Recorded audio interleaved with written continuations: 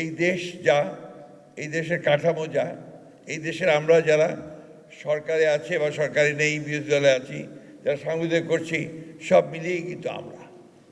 তো সেই জন্যে আমার কাছে মনে হয় যে শুধু সংস্কার যদি আমরা হৃদয়ে ধারণ না করি, মনের মধ্যে না নেই, পরিবর্তন করতে না চাই, তাহলে এইভাবে সংস্কার কতটুকু সম্ভব হবে আমি জানি না।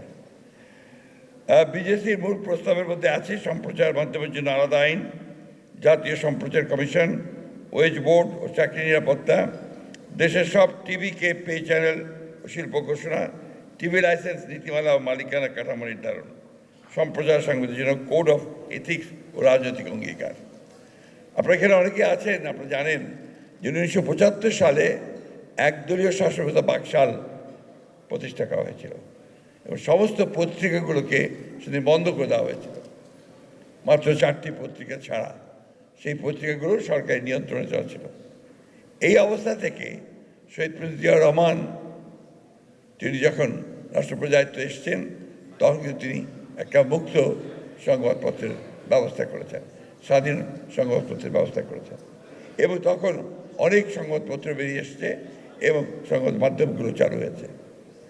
আমরা পরবর্তীকালে দেখেছি যে বিএনপি যখনই রাষ্ট্র পরিচালনার দায়িত্বে এসছে, তখনই এই গণমাধ্যমকে উন্নত করবার জন্যে বা তাকে উপযোগী করে তোলার জন্যে অনেকগুলো ব্যবস্থা নিয়েছে। তার মধ্যে আজকে যে আপনার এই টেলিভিশন চ্যানেল আমরা দেখছি, সেই সময় কিন্তু কাজগুলো শুরু হয়েছিল। আমাদের কমিটমেন্ট খুব পরিষ্কার। আপনারা দেখেছেন যে আমরা 31 দফাতে খুব পরিষ্কার করে বলেছি যে আমরা একটা স্বাধীন গণমাধ্যম আমরা দেখতে চাই এবং সেটাকে তৈরি করতে চাই। সেই জন্যে আমরা তখনই কমিট করেছিলাম যে আমরা একটা কমিশন তৈরি করব। তো কমিশন ইতিমধ্যে তৈরি হয়েছে। দুঃখের সঙ্গে আমরা জানলাম যে কমিশনের রিপোর্ট তৈরি হয়েছে, কিন্তু রিপোর্টটি কোনো আলোচনা হয়নি পরবর্তীকালে। যাই হোক, আমরা আশা করি যে আমরা যদি আপনার সরকার পরিচালনার দায়িত্ব জনগণের মাধ্যমে পাই, তাহলে আমরা নিঃসন্দেহেই এটাকে অগ্রাধিকার ভিত্তিতে আমরা দেখব বলে আমরা বিশ্বাস করি।